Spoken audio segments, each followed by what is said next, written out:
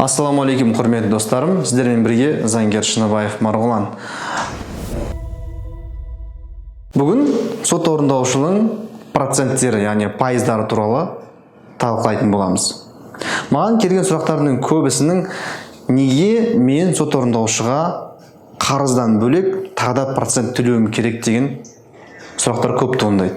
Соны біраз түсіндіріп отырайын. Негізі, мысалы, коллекторлар болсын, банкке болсын, егер сіз қарыз болсаңыз, сіз негізгі сумманы төлейсіз, одан кейін сот орындаушының санкциясын төлейсіз, сот шешімі болса.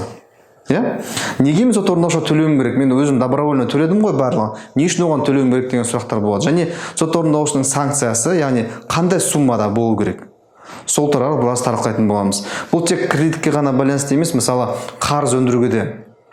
Егер сіз біреуге қарыз болсаңыз, яғни сізден қарыз өндіріп жатса біреу, мысалы, миллион теңге алдыңыз біреуден, миллион теңгені қайтарып беріп жатсыз. Сот шешімі шығып кетті, сот орындаушының қолында тұр, атқару парағы, соттың шешімі. Ол кезде миллион теңгеден белгілі бір пайызын үстінен сот орындаушының жұмыс ретінде сот орындаушының санкциясын төлеуге мәжбүр боламыз. Сот орындаушының пайыздары, проценттері қанша екен, мен сізге тақтаға сызып қойдым, біраз түсіндіріп өтейін. Қараңыздар, егер сот орындаушы жалпы мына сұраққа жауап береді. Сот орындаушы қандай заңмен, сот орындаушының қызметі жалпы қандай заңмен реттеледі? Ол мына Қазақстан Республикасының атқарушылық іс жүргізу және сот орындаушылардың мәртебесі туралы заңмен реттеледі. Қазақстан Республикасының заңы. Ол қай жылы қабылданған? 2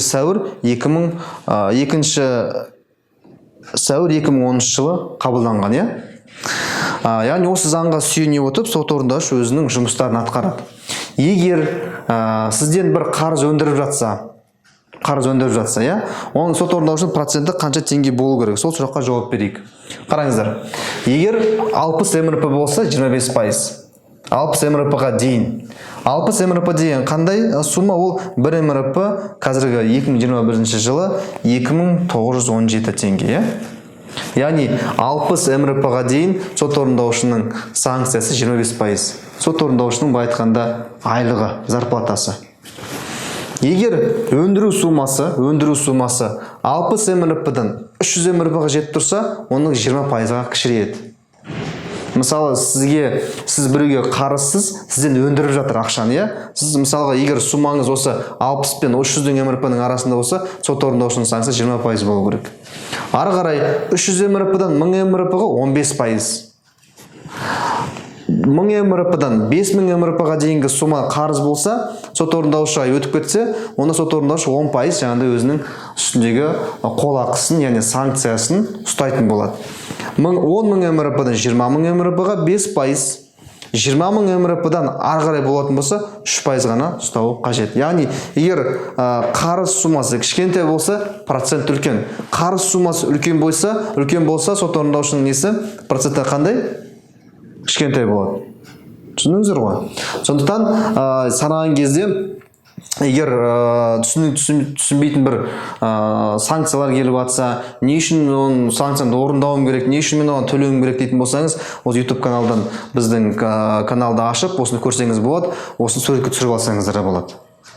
Түсіндіңіз ғой? Яғни сот орындаушының қолақысы, санкциясы қандай болу керек дегенге жауап осындай. Енді ары қарай темаға өтпей тұрып, сіздердің айтарым, астындағы подпискаға басып, лайкты басып, тіркеліп отырсаңыздар, және астында сұрақтарыңызды комментарий ретінде қалдырып отырсаңыздар, менің көмекшілерім жауап беруге тырысады енді қолынан келгенше. Енді қараңыз, бұл егер ақша өндіріліп жатса, проценті қандай? Ал егер мынандай жағдайлар болады, кейбір кездерде жаңағындай үйден шығару, выселение, болмаса үйге кіргізу, вселение деген істер отыр. Ол жерде сумма жоқ қой, процентпен есептейтіндей.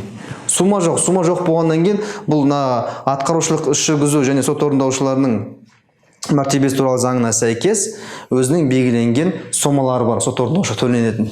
Егер сіздің қолыңызда шешім болса, выселение деген бір кісіні, болмаса наоборот кіру керек болатын болса, вселение болатын болса, онда жеке тұлғаға 50 МРП, ал заңды тұлғаға 100 МРП жаңағындай айлық ретінде өзінің қолақысы ретінде сот орындаушы алуға құқысы бар. иә.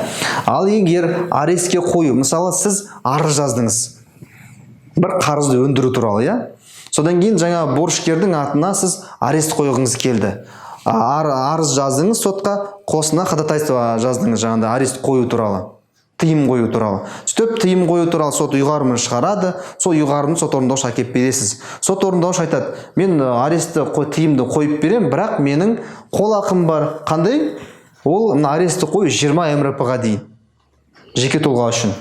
Егер сіз заңды тұлға болсаңыз, яғни компания болсаңыз, онда сот орындаушы 40 МРП алуға хақысы бар. 40 МРП-ға дейін жаңағыдай өзінің санкциясын, өзінің жаңағыдай қол ақысын ретінде алуға хақысы бар.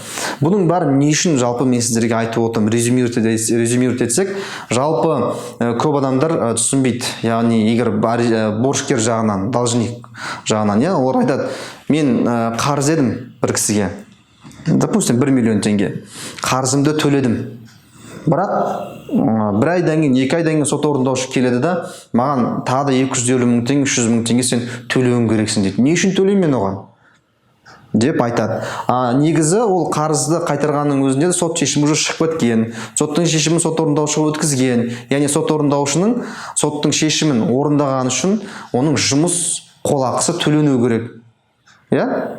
Ал қолақысы қандай мөлшерде? Ол мына заңмен белгіленгендей, міне процентажын көрсетіп қойдым. Осы процентажбен сот орындаушы өзінің жаңағыдай санкциясын, яғни қолақысын өндіреді. Жалпы түсінікті болды деп ойлаймын. Осындай қысқа видео салып отырамын. Астына подписка жазып, лайк басып, комментарий қалып, жаңағыдай біреу тума туысқандарыңызбен бөлісіп отырсаңыздар, Қазақи заң каналының атсалысуына көмектесуіңізді сұраймын. Кездескенше күн жақсы, сау саламатта болыңыздар.